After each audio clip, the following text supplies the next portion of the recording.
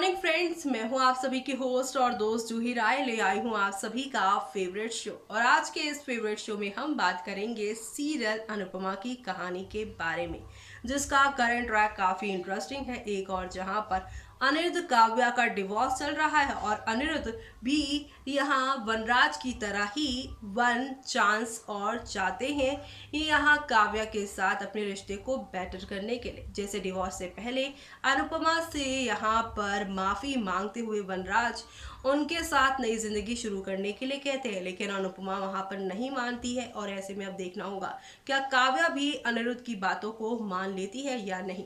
वो तो एक अलग ही ट्विस्ट आने वाला है कहानी में। लेकिन दूसरी ही तरफ अब यहाँ पर आप सभी के वनराज ने जिस तरह से अनुपमा के ऊपर अद्वैत को लेकर इल्जाम लगा है, अब आगे आने वाले टाइम में आप सभी की जो अनुपमा है वो धीरे धीरे करके डॉक्टर अद्वैत से दूरियां बनाने की कोशिश करेगी कि वनराज के अलावा कोई और उसके ऊपर कोई तरह का उंगली नहीं उठाए। अब यहाँ पर डॉक्टर अद्वैत को ये छोटी छोटी चीजें समझ में आने लग जाएंगी, लेकिन अब वो इस बारे में अनुपमा से नहीं बल्कि डॉक्टर जो है वो बात करने वाले हैं वनराज शाह से, क्योंकि समर उन्हें बताएंगे कि वनराज शाह की सोच कैसी है। इसलिए माँ सिर्फ अपने करियर और अपने ऊपर ध्यान दे रही है, क्योंकि उसे यहाँ पे अपने रिजॉर्ट का बिल और अपने ट्रीटमेंट का भी बिल देना है। वो फिजूल की चीज़ों पे नहीं पड़ना चाहती हैं। अनुपमा की ऐसी सोच सुनकर डॉक्टर अद्वैत वनराज के पास जाएंगे और उन्हें समझाने की कोशिश करेंगे कि तुम कितना यहाँ पर उसे डिमोटिवेट कर रहे हो और कैसी चीज़ों की वजह से तुम यहाँ पर अनुपमा को और भी ज़्यादा परेशान कर रहे हो। जिस अनुपमा को तुम दोबारा से अपनी ज़िंदगी में लेकर आना चाहते थे, लेकिन अब उसी अनुपमा के साथ तुम ऐसा कैसे कर सकते हो। देखिए हमारी इस खास रिपोर्ट में।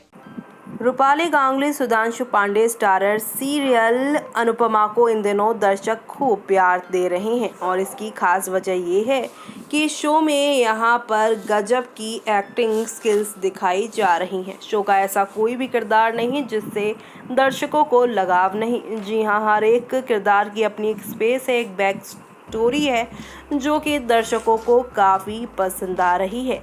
ऐसे में शो के करंट ट्रैक की बात की जाए तो फोकस यहाँ पर अनुपमा और वनराज के डिवोर्स के बाद उनकी नई जिंदगी का है, जहाँ पर अनुपमा के बिना वनराज कुछ भी नहीं, क्योंकि वो अपनी ज़िंदगी से ज़्यादा अनुपमा की ज़िंदगी में यहाँ पर दिए जा रहे हैं वो भी ध्यान।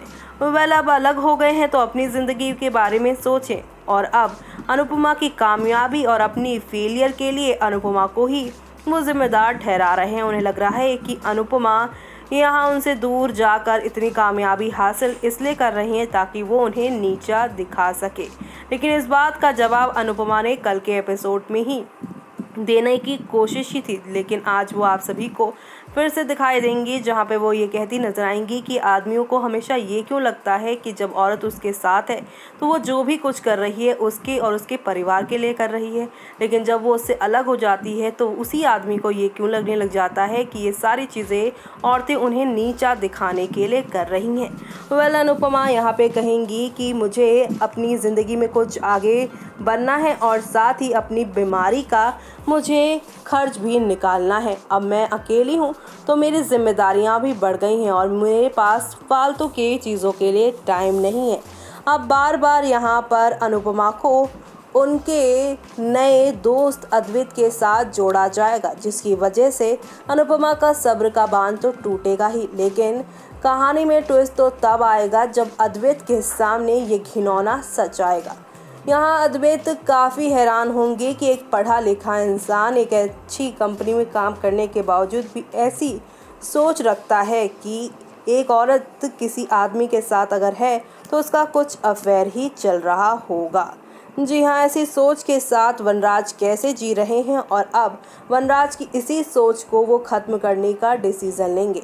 डॉक्टर अद्वैत मिलने वाले हैं वनराज से फिर और उन्हें कहेंगे कि मुझे तुम्हारा समझ नहीं आ रहा वनराज, तुम वही वनराज हो ना जो कल तक अपनी पत्नी के ठीक होने की बातें किया करते थे, उसके साथ रिश्ते जोड़ने की बातें किया करते थे, लेकिन अचानक से डिवोर्स होने के बाद सारी चीज़ें कैसे पलट गई।